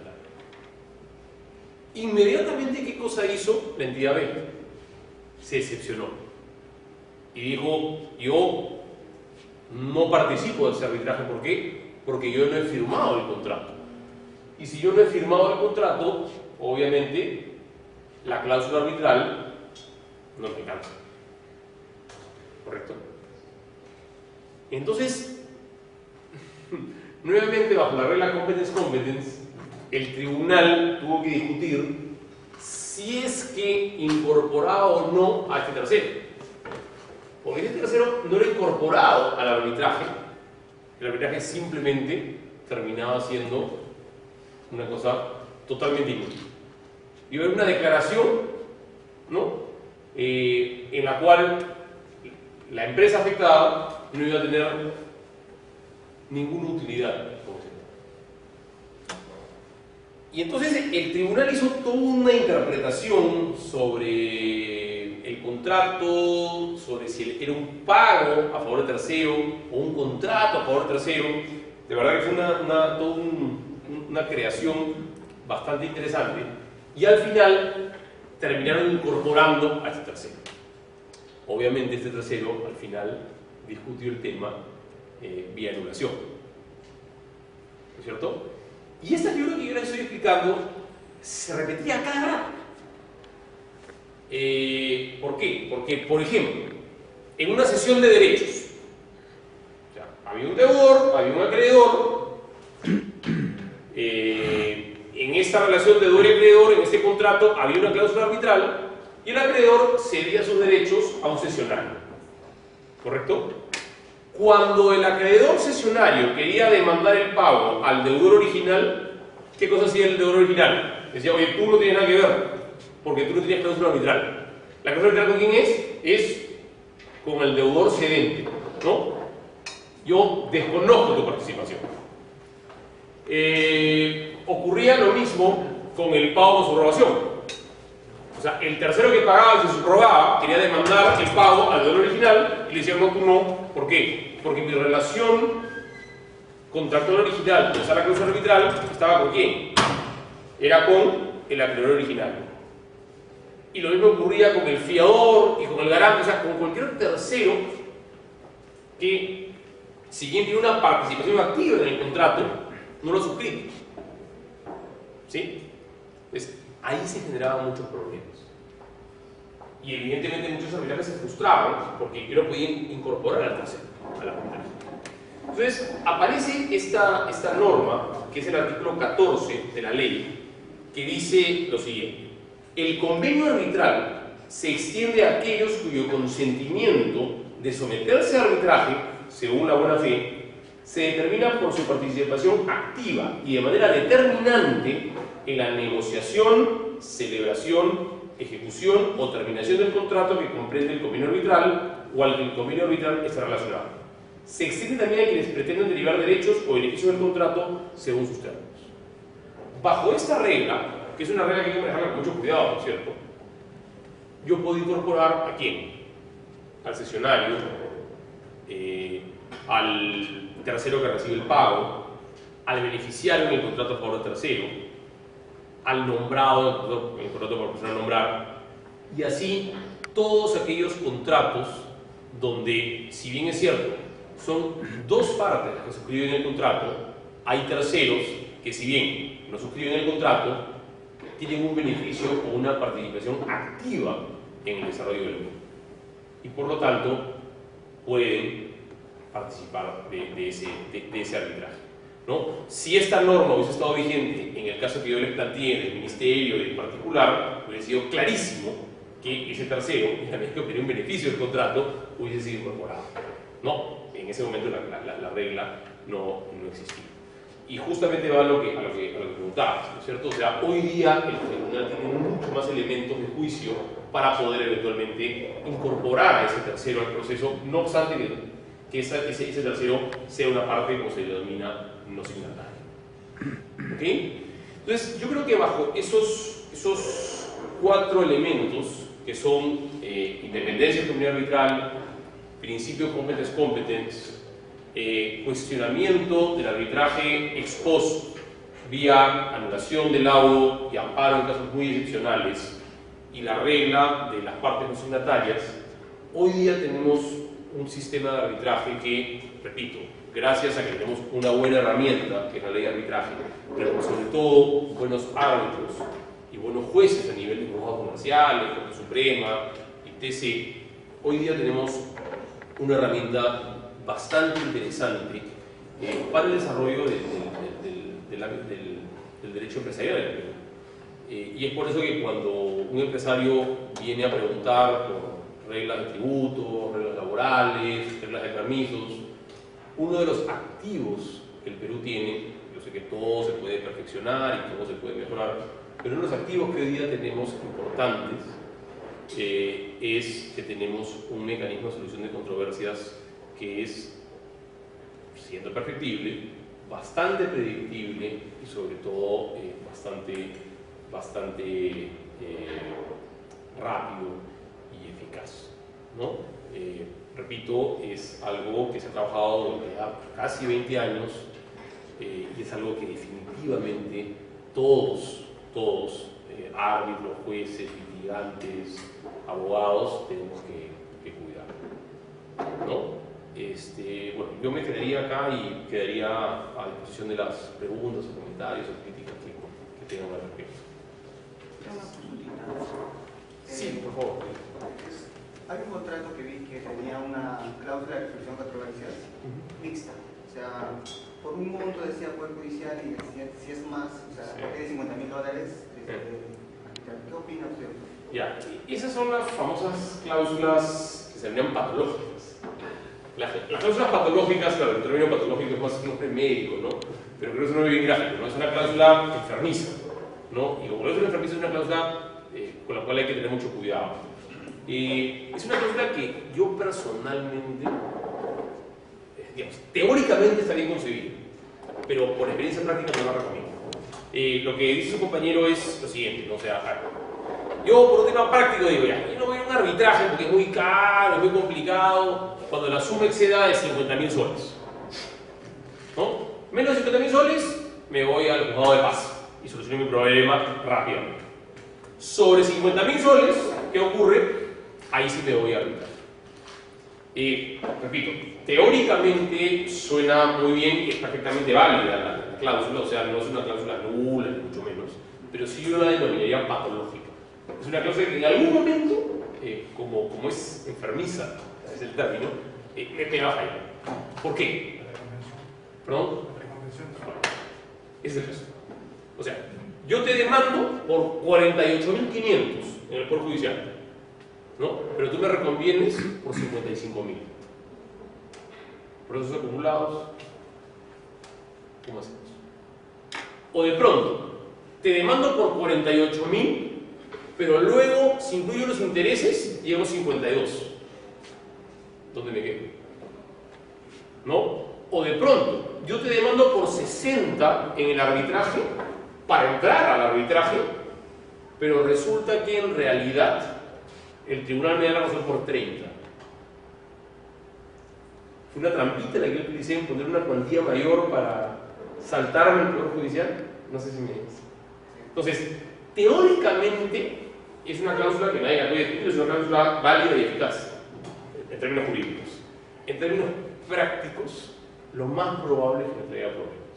Entonces, no digo que no se use ese tipo de cláusulas, pero sí hay que manejarlas con mucho cuidado, porque al final, por ahorrarme el costo de ir al arbitraje o lo que fuere, me puedo meter en problemas. Preferible en ese caso tener todo vía Poder Judicial, porque los casos que hemos puesto, el que tú has puesto es clarísimo, ¿no? Tú me demandas por 48, te reconvengo por 60. Te amarras el proceso, te lo compliqué. Ahora, si demandé por 60 y resulta que el tribunal arbitral me dio razón por 30, el otro podría decir, oye, planteate una nulidad. nulidad. Claro, yo digo, por si acaso, yo acepto el arbitraje, pero ojo, en la vida tiene una razón por 50 más 1. Si no, anulación. ¿No? Es complicado, por eso se le llama cláusulas patológicas. El término a mí siempre me gusta, es muy gráfico, ¿no? Pero sí, es algo que hay que manejar con mucho cuidado, ese tema de las cuantías. Sí. En realidad también serviría para poder explicar realmente lo que podría ser un quinto elemento en función del arbitraje del Perú por la aplicación del principio de inevitabilidad del arbitraje. En realidad, por el tema de las cláusulas patológicas, anteriormente había mucha controversia si es que se pactaba de repente un reglamento que no existía o un centro arbitraje que no existía y también se frustraba el arbitraje. Exacto, eso es también un quinto elemento. Si nos hubiera sido mucho más tiempo, hubiéramos podido ampliar mucho más. Pero sí, efectivamente, o sea, antiguamente la ley tenía muchas situaciones en las que había, ¿cómo llamarles? Situaciones sin salida, ¿no? Callejones sin salida. Por ejemplo, yo establecía que el arbitraje iba a estar administrado por el Instituto XYZ, que no existe, no había arbitraje. ¿No es cierto? Hoy día, la ley de arbitraje te dice, oye, si no hay la entidad, esto lo ve la cámara tal, o lo decide la cámara tal, te va dando una serie de... O sea, hoy día, digamos, realmente sería un poco pretencioso decirlo, ¿no? Pero es no imposible, pero muy difícil que una cláusula patológica en el Perú no tenga una solución. Quizá el ejemplo que tú has puesto es uno de los pocos donde la situación puede tornarse un poco ambigua. Pero como bien mencionas, hoy día el principio de inevitabilidad del arbitraje te lleva a que casi para cualquier situación la ley te busque un mecanismo. O sea, esos famosos callejones de salida que existían antes, hoy día casi como que no se dan. Y eso, repito, es importante, ¿no? Ahora, eso no quiere decir que como hay remedio, ¿no? Yo haga cualquier cláusula arbitral, ¿no? Es una crítica muy que se hace mucho en los contratos, es que la cláusula arbitral suele llamarse la midnight clause, se llama la cláusula de la medianoche. O sea, cuando ya todo el mundo terminó de negociar el contrato y ya cerramos el contrato y están sacando la botella de champán para festejar que ya terminamos, oye, y las contratas dicen, pues una cláusula arbitral, claro, entonces se llama la cláusula de medianoche, o sea, pone cualquier cosa y al final, al poner cualquier cosa, ocurre lo que sus compañeros están diciendo, ¿no? Que es el problema, la cláusula es insuficiente. Gracias a Dios en el Perú, yo les diría que tenemos gran parte de esos problemas cerrados, pero hay casos en los cuales no hay salida, ¿no? Y por eso yo creo que es bien importante una buena técnica, ¿no? Para tener una cláusula arbitral que me sirva al momento de, ¿no? Esto es como tener pues, la manguera de emergencia, ¿no? Para el incendio y a la hora no hay agua, no me sirve para nada la cláusula arbitral. Eso es lo que a veces pasa, ¿no? Y la ley sí ha tratado de ir desbloqueando esos posibles callejones de salida. Sí. ¿Qué más? ¿Alguna otra consulta? Bien almorzada, creo, ¿no? Bueno, nada, yo de verdad les agradezco muchísimo y el esfuerzo y estar un sábado a esta hora viendo el derecho cuando hay otras cosas más interesantes, pero lo felicito por el esfuerzo. Gracias.